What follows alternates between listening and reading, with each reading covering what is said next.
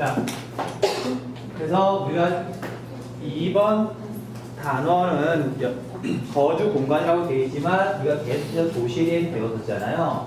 자, 그러다가 뜬금없이 여가라는 말이 나오는데, 자, 여가가 한자에서 무슨 뜻이죠? 여가. 놀러 가는 게 여가 아니에요? 그러니까 우리가 그치? 우리가 뭔가 남은 걸 여분의 시험지 좀 가져와라. 뭐 여분이란 말 많이 쓰잖아요. 이 여가 남을 여자예요. 남는다. 자, 가는 집이 남아? 우리 겨를이란 말 알죠? 겨를이 없다. 틈이 없다, 짬이 없다 그런 뜻이잖아요. 시간이란 뜻이에요. 시간이 남는다. 여가 생활을 즐겨라. 남는 시간을 즐기라는 얘기거든요. 그래서 뜬금없이 도시에서 갑자기 여가가 나왔어요. 그래서 도시에서 사는 사람들이 남는 시간, 여가 시간 동안 도시에서 예를 들면 롯데월드 같은 데를 간다? 그건 당연히 시험에서 물어볼 게 없겠죠. 그래서 얘는 남는 시간 동안 도시하고 대비되는 촌락에 가서 시간을 보내라는 뜻이에요. 자, 이렇게 하면 약간 이렇게 무슨 소린가 싶을 수도 있는데 선생님이 지금까지 말한 걸 두 글자로 줄이면은 관광이에요, 관광. 그렇잖아. 그러니까 이름만 참 이렇게 애매하게 바꿔놓은 거죠. 자, 우리 관광에 대해서는 앞에서 한번 살짝 한 적이 있어요. 자, 얼핏 기억나세요? 혹시 세계 문화유산. 우리나라에 어디에 세계 문화유산이 있는지 한번 정리한 적 있잖아. 3월달에. 그러니까 경주를 비롯해가지고 여러 군데가 있었잖아요. 그런 데를 비롯해가지고 대표적인 관광지들이 있잖아요. 그런 곳들만 이제 체크를 해주시면 돼요. 자, 그래서 얘가 주제는 관광이라는 거 이미 했던 내용이기도 하고 너무 뻔한 내용이라서 딱히 설명할 건 없어요. 자, 계속 넘어갈게요. 자, 이제 우리나라 문화관광부에서 등록된 지역 축제가 무려 900개가 넘어가요. 그러니까 평균 하루에 3개 정도 지역 축제가 열린대요. 자, 당연히 선생님도 어떤 축제가 열리는지 다 모르는데, 근데 이 900개 중에 무수 지역 축제로 지정되어 있는 것들이 있고, 그것들이 시험 문제에 주로 나와요.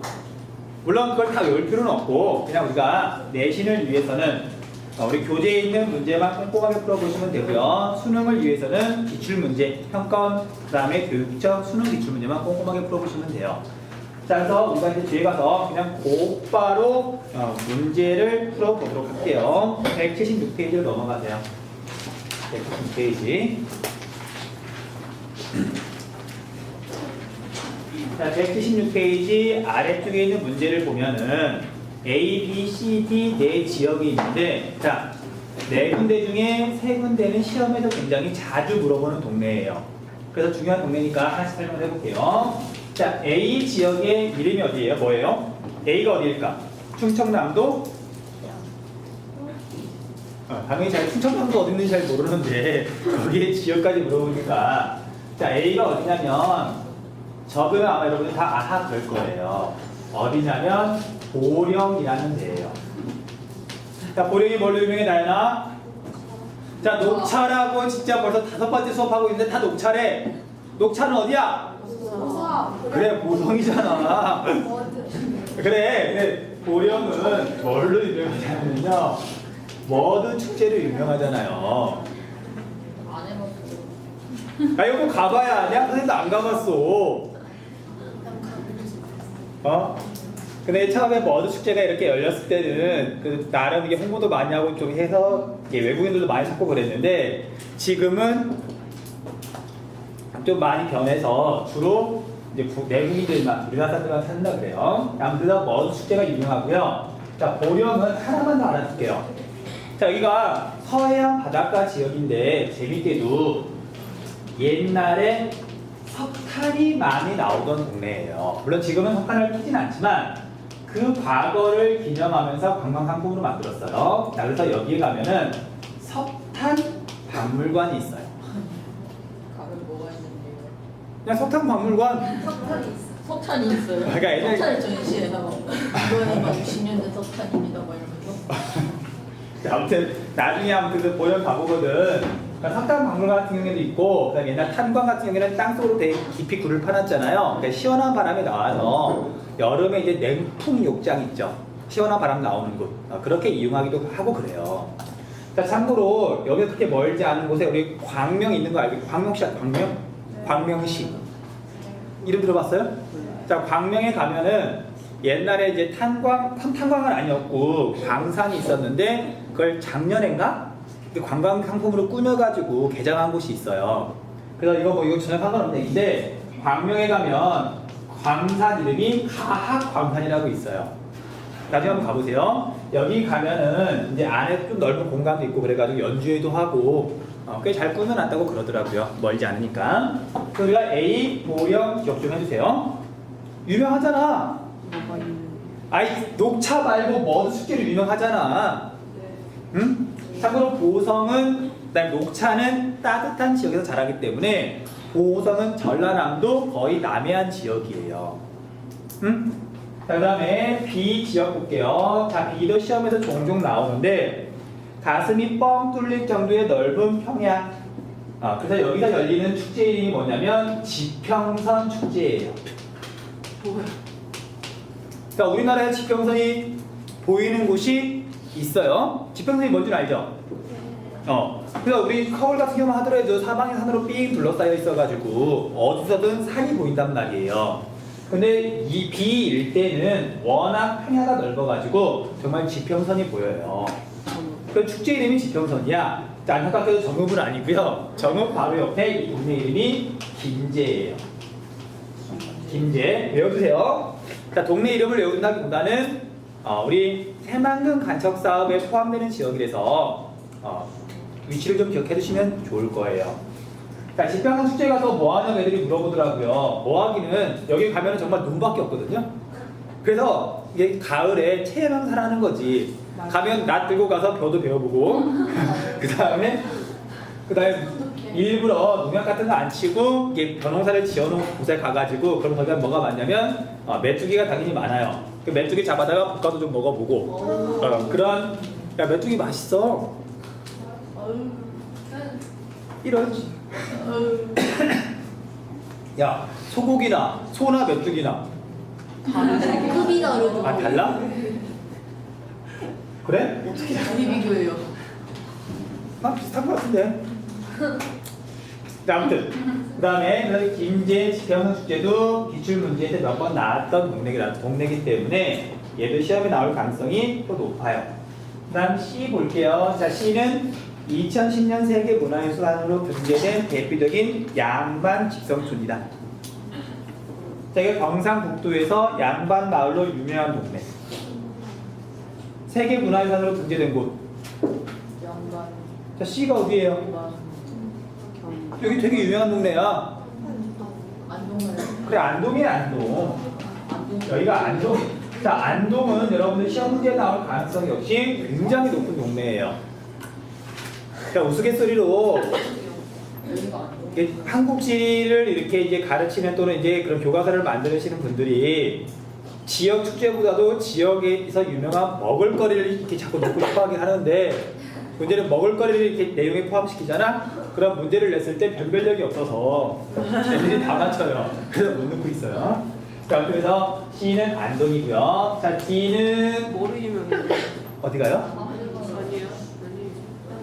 자, D는 읽어보면 알겠지만 제철수가 있다. 포항이죠, 포항. 포항. 자, 여러분들 포스코 알죠? 포스코. 네. 포스코라는 회사가 원래 이름이 포항제철이었어요. 아마 여러분 어렸을 때 바뀌었을 거예요, 이름이. 선생님 대학교 갈 때만 하더라도 포항제철이었어요. 자, 그렇게 해서 넘어가시면 되고요. 자, 그 다음에 178페이지로 한번 봐볼게요. 178페이지. 자, 2번 문제하고 관련된 건데 뭐 2번 문제를 풀기보다는 간단한 특성 또는 용어 간단하게 좀 정리 좀 해놓을게요. 자, 우리가 관광에도 여가 생활을 즐기는 거에도 변화가 생기고 있는데 자, 종전의 관광은 뭐라고 표현할 수가 있냐면 대규모 관광이라고 말을 할 수가 있어요. 관광단지를 대규모로 꾸며놓고 많은 돈을 들여가지고 사람들도 우르르 가서 그냥 이렇게 즐기고 그냥 돈을 많이 쓰면서. 자, 그런데 오늘날에는 이런 걸 별로 안 좋아하죠. 자, 오늘날에는 대표적으로 제주 올레길을 비롯해가지고 가서 직접 즐기고 여유롭게 시간 보내면서 오는 게 뭐 대단하기보다는 새롭게 떠오르고 있잖아요. 자, 그래서 오늘날 관광을 갖다가 뭐라고 보통 표현을 하냐면요, 그 지역에 가서 직접 체험한다. 그 다음에 인간의 입맛에 맞게 마음대로 꾸미는 게 아니라 그곳의 생태계를 보존하고 살리면서 즐기고 온다. 생태 관광. 그 다음에 종전 관광에 대해서 새로운 대안이다. 대안 관광. 이런 말을 쓰기도 해요. 너무 뻔한 얘기니까 넘어갈게요. 자, 그 다음에 180페이지부터 있는 단원 종합 문제는 나중에 시험 문제 출제한 다음에 봐야 되는 문제가 있으면 그때 가서 다시 한번 풀어주도록 할게요. 자, 쭉 넘어가서 188페이지. 진짜 빨리 나와.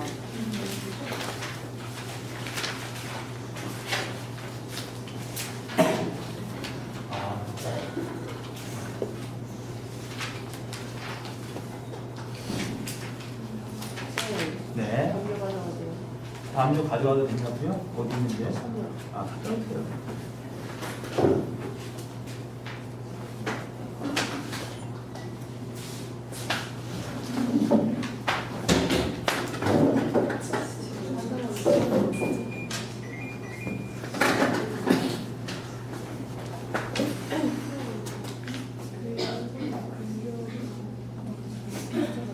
자,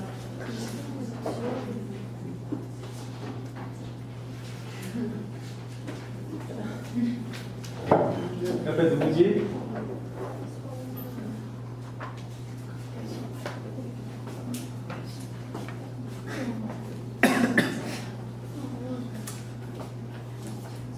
자, 188페이지로 넘어가서요.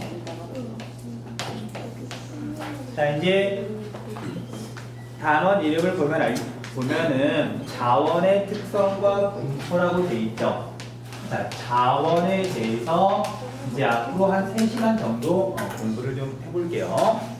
자, 자원에 대해서는 뭐 출제 포인트가 거의 정해져 있는데, 자, 첫 번째는 자, 우리 자원이 우리나라에 많아요, 적어요? 굉장히 적죠. 적다는 곧 문제 상황이잖아. 그래서 어떠한 문제가 있는지에 대해서 물어보고요. 물론 이건 직접 물어본다기보다는 좀 돌려서 물어보기도 해요. 근데 문제만 제시하면 안 되고 여기에 따른 당연히 대책도 생각을 해봐야 되겠죠.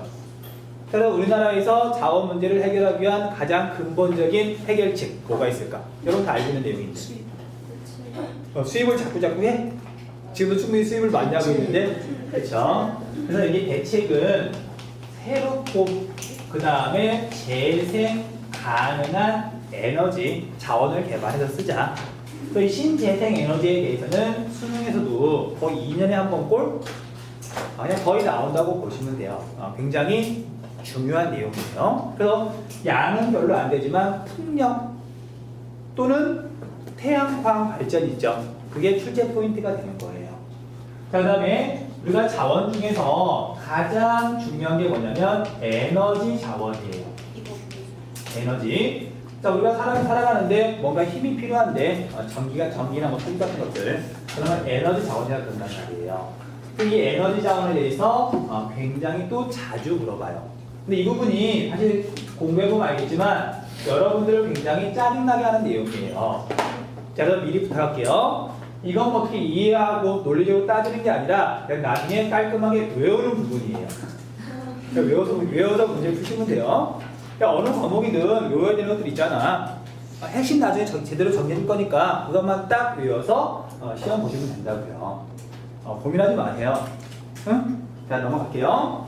자, 그럼 일단 자원에 대해서 하나씩 쭉 정리를 이제 해볼게요. 이건 출제 포인트에 대해서 이야기했던 거고.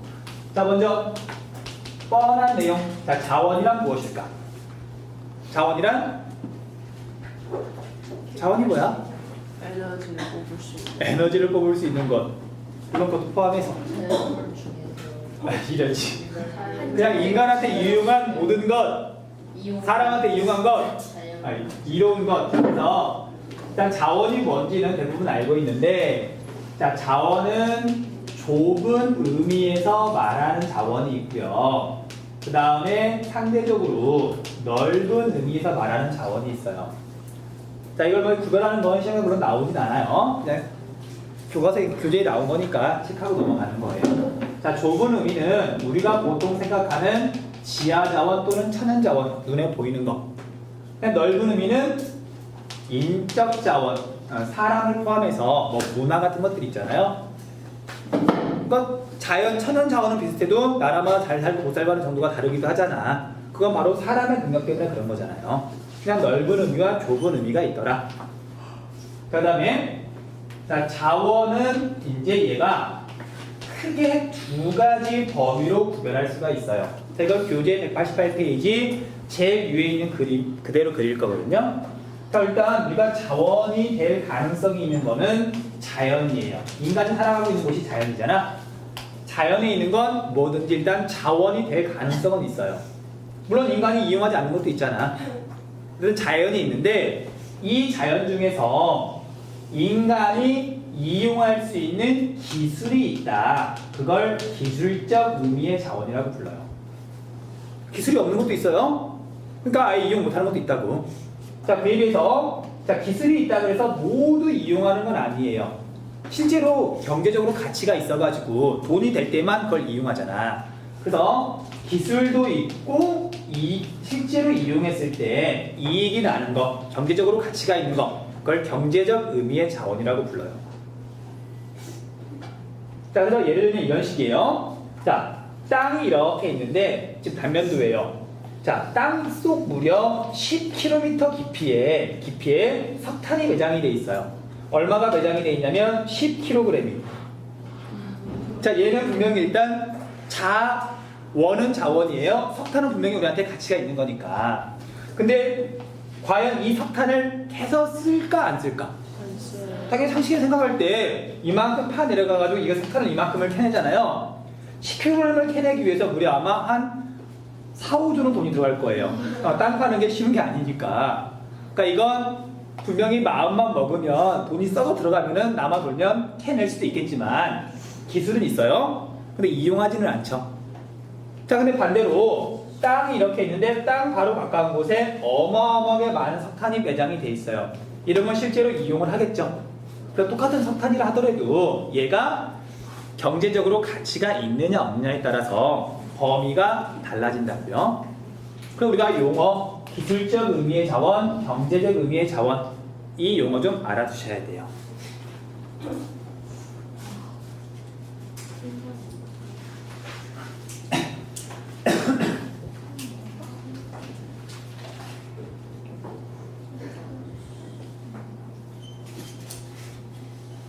왜 이렇게 피곤해? 듣고는 있네? 알았어, 빨리 나갈게요. 빨리 나가고 좀 일찍 끝낼게요. 자, 그 다음에 자원을 이제 자원의 특성에 따라서 구분을 하는데 구분 또는 분류. 자, 이제 인간이 실제로 이용하는 경제적 의미의 자원 가운데 우리가 앞으로 이야기하는 자원은 대부분 이 경제적 의미의 자원을 말하는 거예요. 우리가 실제로 이용하는 거니까 이용하는 걸 봤더니 한쪽 제일 극단적인 쪽에는 뭐가 있냐면 한 번 쓰면 없어지는 고갈 자원이 있어요. 애들 표현으로는 일회용 자원이 있고 이거랑 정반대쪽에는 아무리 써도 줄지 않는 자원이 있죠. 뭐 재생 자원이라고 그러는데 계속 순환하면서 쓸 수가 있다. 이쪽을 순환 자원이라고 불러요. 순환 자원. 자, 우리가 고갈 자원의 대표적인 예가 뭐가 있냐면 석유, 석탄, 천연가스 같은 것들. 자, 그걸 묶어서 뭐라 그래요? 화석 에너지, 화석 연료라 그러죠. 한 번 쓰면 없어지는 거. 그 다음에 이쪽은 태양열, 태양광, 바람 그런 것들이 있겠죠. 자, 그런 건 재생해서 쓸 수가 있다. 보통 재생 에너지, 재생 자원이라 그래요. 근데 시험에서 가끔 여기 중간 성격을 물어보더라고요. 자, 중간이란 말은 뭐냐면 이걸 사람이 노력하면 영원히 쓸 수도 있지만 사람이 허투루 쓰면 한 번밖에 못 쓰는 또는 금방 고갈되어 버리는 자원도 있어요. 자, 대표적인 게 뭐가 있냐면 금속이 있어요. 금속. 자, 알루미늄 캔 재활용만 잘하면 계속 쓸 수가 있잖아요. 근데 함부로 버리면 분리수거 같은 거 안 하면 한 번 쓰고 끝이잖아요. 그 다음에 우리 동식물 같은 것들 자, 바다에 있는 물고기. 한 번에 싸그리 다 잡아버리면 새끼까지. 그럼 그럼 끝이잖아. 적당히 관리하고 그러주면 계속해서 잡을 수가 있는 거고요. 그래서 중간 성격의 자원도 있더라. 그렇게 정리하시면 돼요. 자, 그 다음에 이제 마지막 주제. 자, 이제 여기는 이제 내신에서 주관식으로 내기 굉장히 좋은 단어들이 나와요. 여기를 좀 체크 좀 해주세요. 자, 그래서 우리가 이제 자원의 특성. 자, 말을 좀 길게 하지만 사실 이건 상식에서 아마 초등학생들로 다 알고 있는 내용들이에요. 핵심 용어들만 무슨 뜻인지 기억 잘 해주시면 돼요. 자, 먼저 자원의 첫 번째 특성으로 뭐가 있냐면 유한성이 있어요. 유한성 무슨 뜻이지? 쓸수 있는 한계가 있다. 한계가 있다. 유한성. 반대말 무한. 유한, 무한. 뜻 쉽잖아요. 헷갈리시면 안 돼요. 자, 유한성은 결국 뭐랑 관련이 돼 있냐면 자원의 고갈 문제랑 관련이 있어요. 한계가 있으니까 언젠가는 바닥이 날 것이다. 뻔한 내용이잖아요.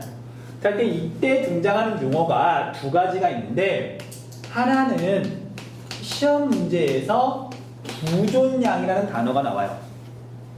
자, 어려운 한자말인데 앞에 부는 그냥 여러분들 풀이할 때는 그냥 생각하시고요. 존양만 갖고 해석하시면 돼요.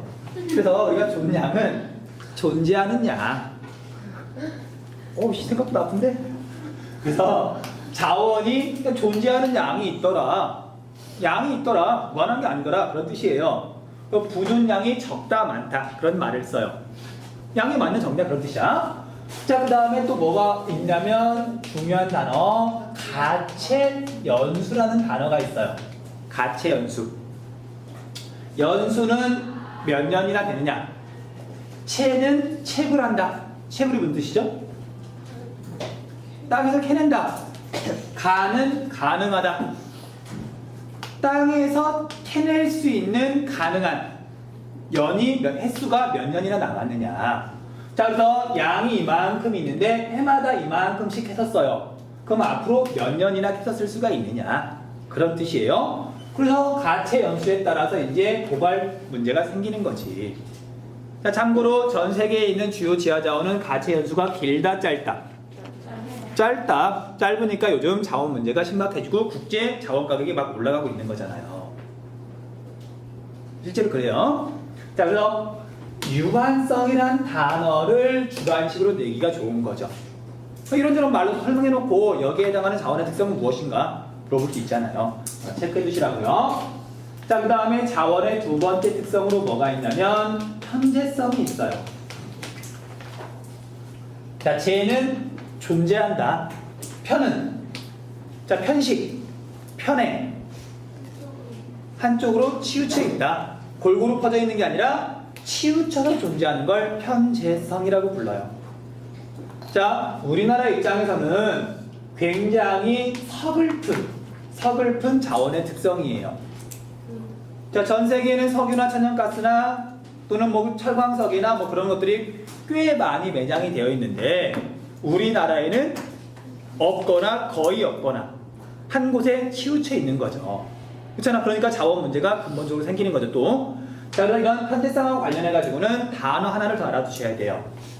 자, 우리 자원이 모든 나라에 골고루 퍼져 있는 게 아니라 특정한 나라 또는 특정한 지역에만 몰려 있더라. 그래서 자기 나라에만 있는 자원을 가지고 자기 나라에 이익이 되도록, 쉽게 말하면 국가 이기주의 또는 민족 이기주의예요. 그래서 자기 민족만을 위해서 쓰더라. 자원 민족주의라고 불러요. 자원 민족주의. 자원 민족주의의 대표적인 사례가 뭐냐면 오펙이라는 단체가 있어요. 오펙이 뭐죠? OPEC. 그거 석유. 담합. 가격. 그 가격 걔들이 그렇죠. 어쨌든 이제 이렇게 애들이 이렇게 단편적으로 어쨌든 이제 기억이 나는 단어들을 이렇게 내뱉었는데 말을 했는데 약간 부정적인 이미지죠.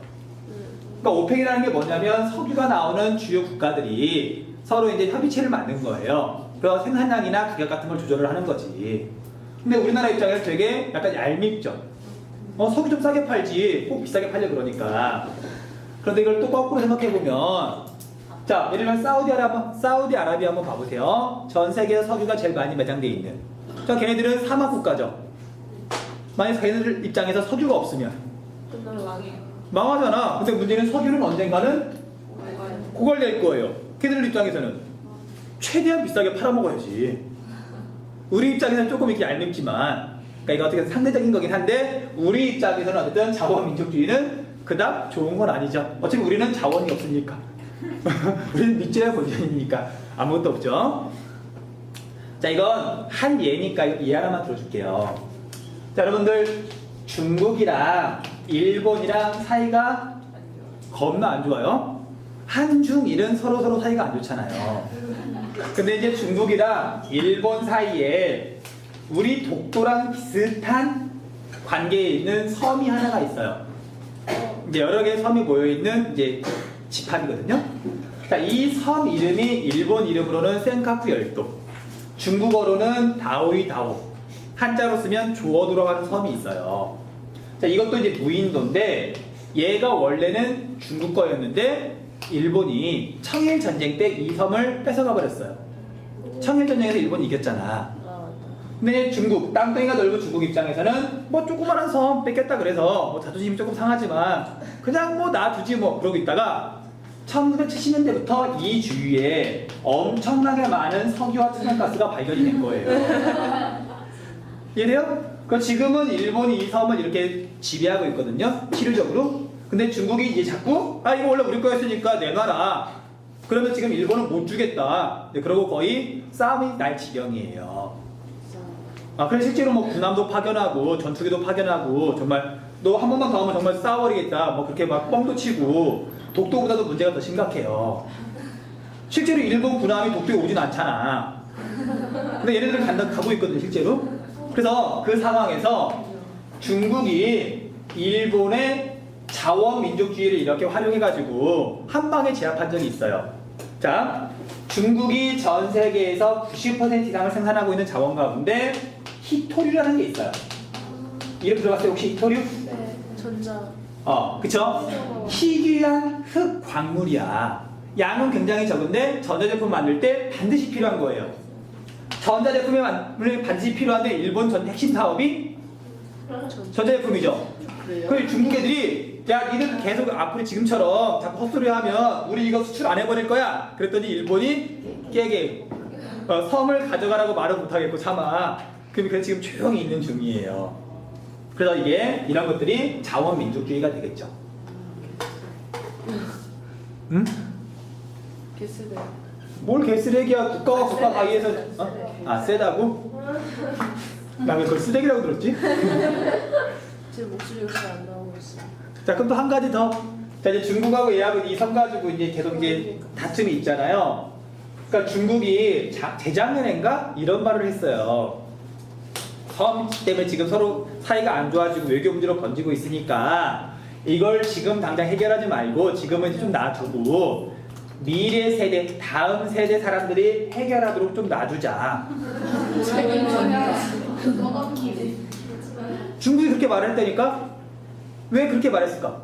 일본은 이제 조만간 가라앉으니까.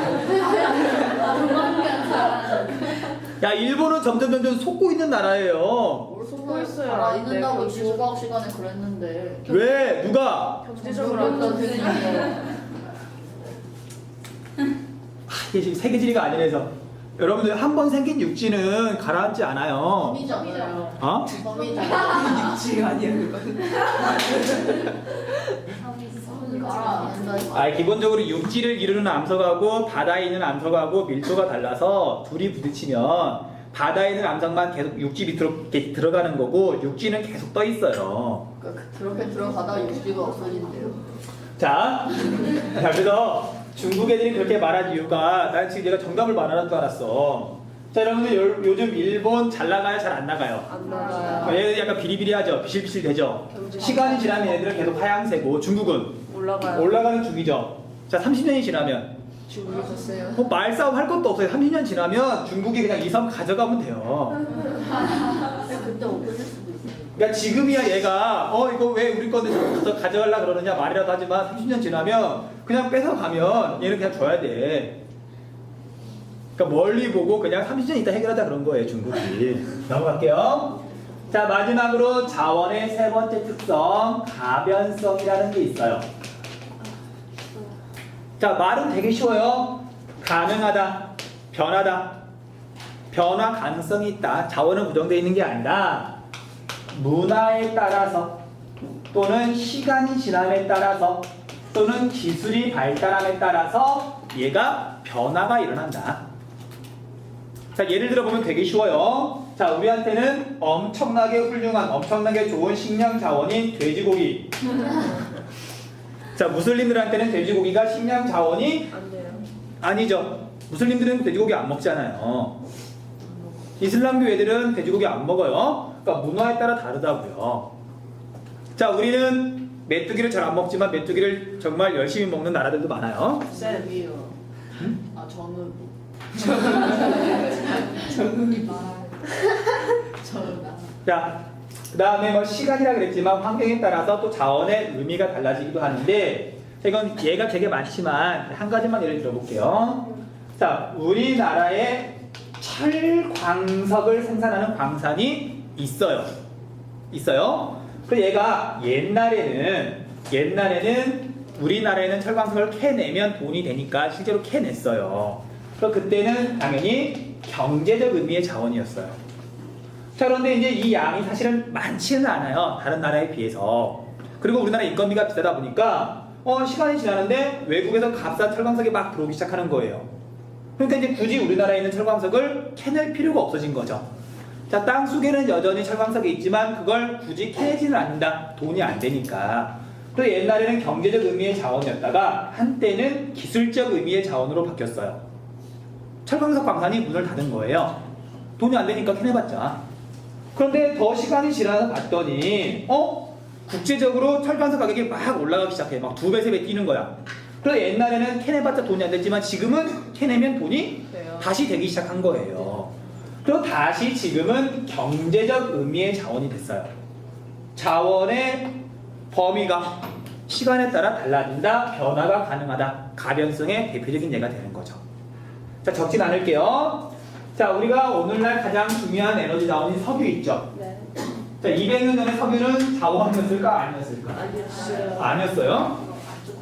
그치, 땅속에 묻혀있던 게 뭐 지진이나 그런 것 때문에 땅이 갈라지면서 땅으로 위로 삐져나온 것들이 물론 발견을 하긴 했어, 옛날부터. 근데 이용할 방법이 없었잖아요. 옛날 사람들은 석유를 갖다가 접착제 또는 관절 아플 때 이렇게 발랐더니 좀 낫더래요. 그 신경통 치료제 그렇게 썼대요. 그러니까 그 정도로만. 근데 지금은 석유는 제일 중요한 자원이 됐잖아요. 내연기관이 발명이 되면서 석유를 이렇게 여러 가지로 나눌 수 있는 분별법이 만들어지면서 그래서 그렇게 바뀐다고요. 자, 마찬가지예요. 기술 수준에 따라서 달라지는데, 자, 원자력 발전, 우라늄. 옛날에는 그냥 돌멩이였죠. 그냥 무거운 돌멩이였어요. 근데 지금은 그쵸, 어쨌든 핵 에너지로 잘 쓰고 있잖아. 그 시간이 지나면 달라진다.